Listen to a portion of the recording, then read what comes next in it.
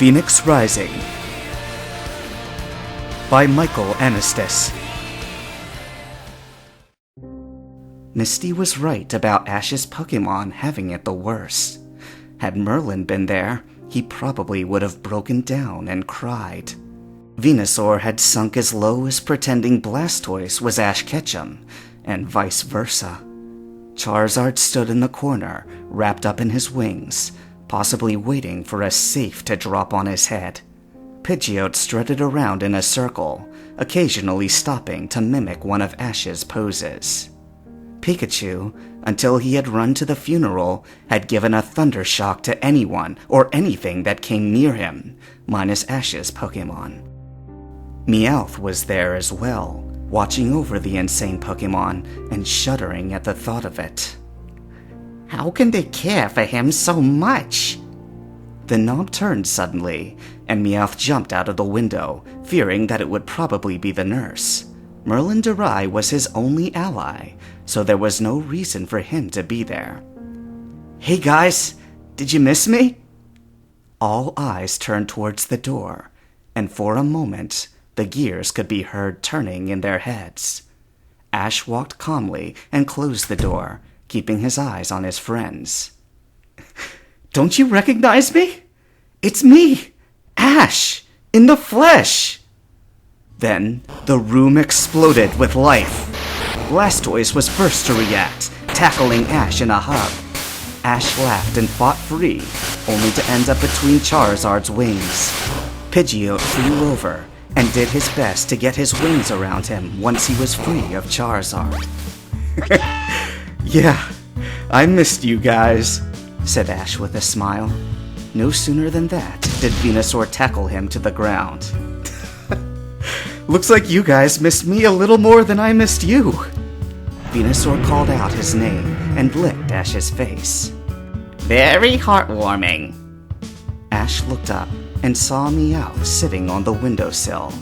Very heartwarming indeed. However, one question remains unanswered. How? Ash stood up. Meowth. In the flesh. He jumped down from the sill to the floor. Don't worry, I'm not here for your Pikachu. Pika! Merlin already told me what you want, said Ash. The oil refinery. Merlin? Meowth rubbed his chin with one of his paws. That explains it. Boy, when is that kid gonna find something he can't do? Don't hold your breath. Huh? Meowth turned around and looked up at the windowsill. Yeah! A Ninetales climbed in through the window. I said, don't hold your breath, she said in an almost elegant human voice. Huh? Meowth pointed at her. Oh, you must be one of Merlin's. That explains it, I suppose.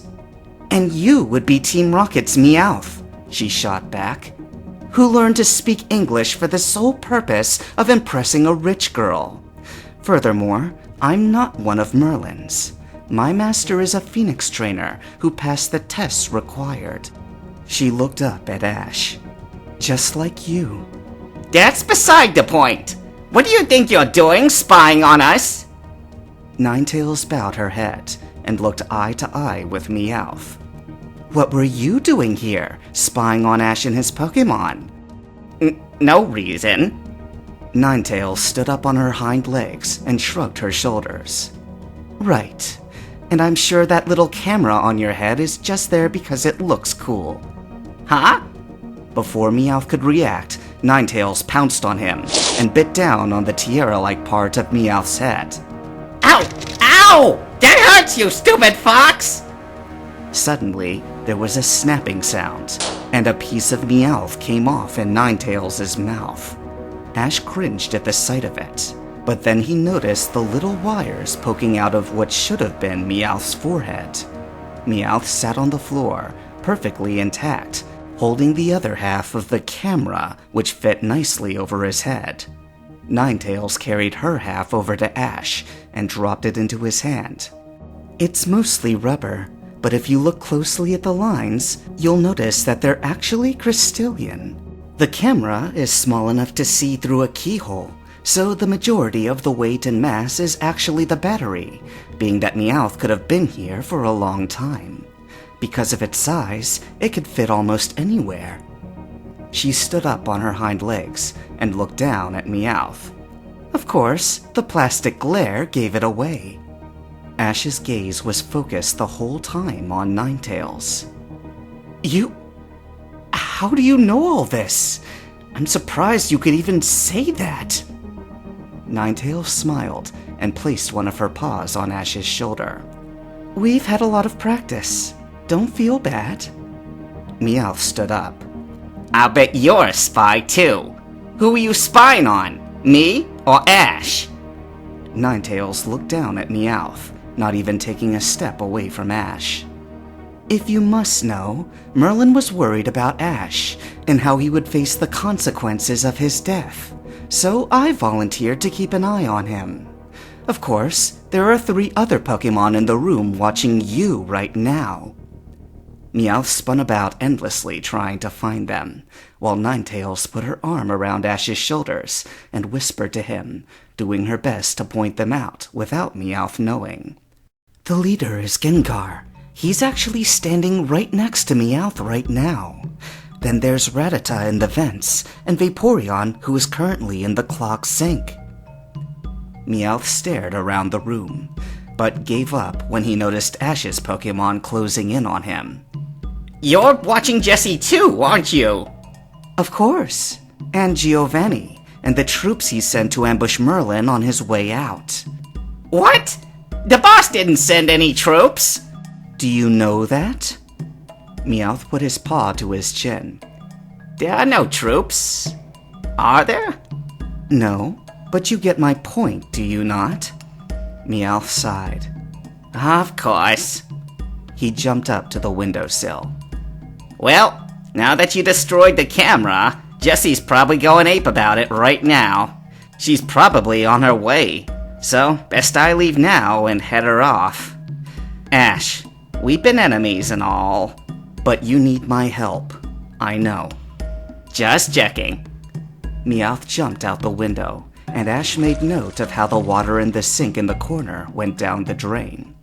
Ninetales turned towards him. I guess I might as well tell you while I'm here. Merlin already called up Lieutenant Surge. He didn't even get the message out, and Surge has already promised that he can use anything he has to offer. Now, I know it's still early, but time is of the essence. Have you made up your mind? Ash looked over Ninetales' shoulder and at his Pokémon, who stood in a line behind her. From Venusaur to Blastoise, they all nodded. All right, when do we leave? Ninetales threw her arms around Ash's neck and hugged him. Thank God! For a minute, I thought you wouldn't do it! She pushed herself away, but kept her paws on his shoulders. I'll come back as soon as I'm able. Just so we know in advance, is there anywhere else you'll be going?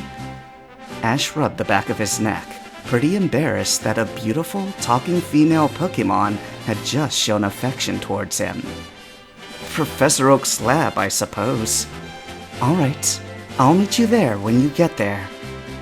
Ninetales fell back down on all fours and climbed out the window, but before she disappeared, she looked over her shoulder. You've made the right choice, Ash.